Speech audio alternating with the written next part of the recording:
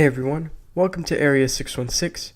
Just yesterday, a scoop went up on Deadline regarding the Marvel and Star Wars shows set to premiere on Disney's streaming service, which is now set to hit sometime in the fall of 2019. The report has confirmed that both series will have a 10-episode season. However, the most interesting parts of these reports are those regarding the budget and the rating. Budget-wise, it said the shows will have a budget between 25 and 35 million for the 10 episodes, which fits with what the Netflix shows typically get. But here's the big twist. It was reported that exceptionally ambitious shows, as they said, could have a first season budget cap of 100 million.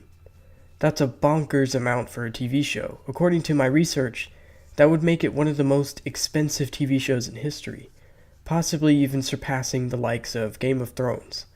The only shows I could find that really beat that number is The Get Down and The Crown, both on Netflix. Now, it's very, very likely they're going to pour this money into the Star Wars show. If anyone wonders why there's never been a Star Wars TV series, the reason is pretty simple. It's just too expensive. But here, with that kind of money, a Star Wars show could really thrive. Though I wouldn't expect it to be as galaxy-traversing in scale as the movies. However, it's possible the Marvel show could get a big budget increase if needed. Now, for someone who's pretty obsessed with Gabriel Luna's portrayal of the character, 100 million sounds perfect for a Ghost Rider series. That's a show that would need tons of visual effects, stunts, creature makeup for the demons, so that kind of money would really work well for Robbie Reyes. However, that dream has pretty much been crushed by the next report, which says that Disney wants to keep their streaming service to maintain a mostly family-friendly feel, meaning no R-rated or TVMA-rated stuff. So yeah, that knocks off several top fan contenders for the Marvel show, like Ghost Rider, Moon Knight, Blade, all shows that would work best with the TVMA rating. However, it was specifically said that Disney planned to put any R-rated content on Hulu. So this means that literally the only option for a Ghost Rider show now is on Hulu, which is probably fine. I think Hulu is big enough now that they could handle that kind of show. I just hope that they actually do it. So for all of the Netflix shows, we finally have a rock-solid confirmation on what's happening there.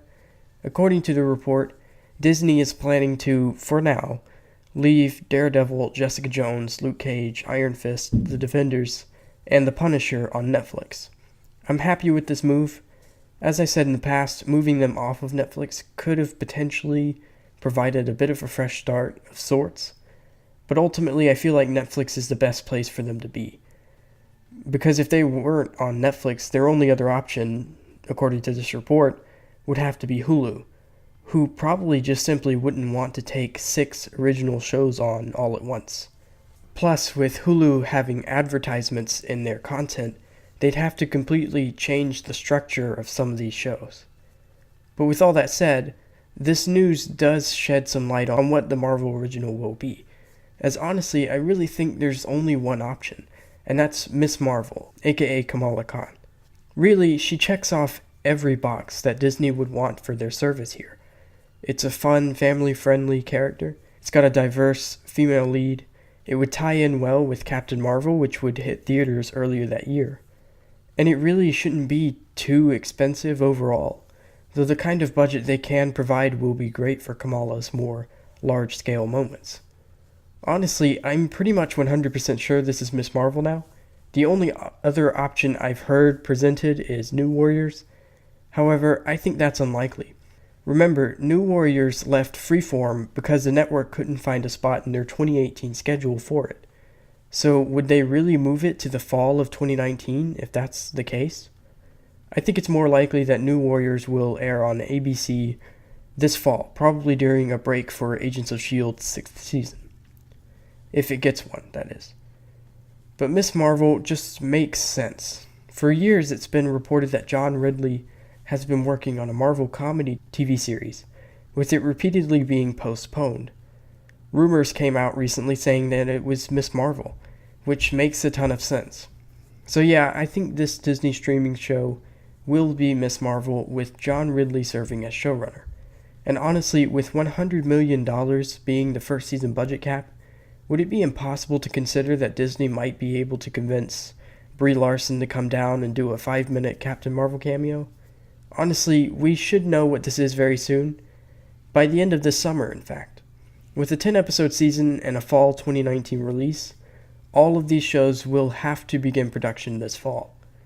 I would honestly expect all of them to be officially announced at this year's D23 Expo. We don't have dates for that just yet, but based on patterns, it should be in the July to August range. But what do you guys think? Do you like the idea of a Ms. Marvel show on Disney streaming? Or are there other more family-friendly characters you'd like to see there? Let me know all your thoughts and theories in the comments below. Thanks for watching, and I'll see you all next time. Let's talk about love. Is it anything and everything you offer? I didn't feel it.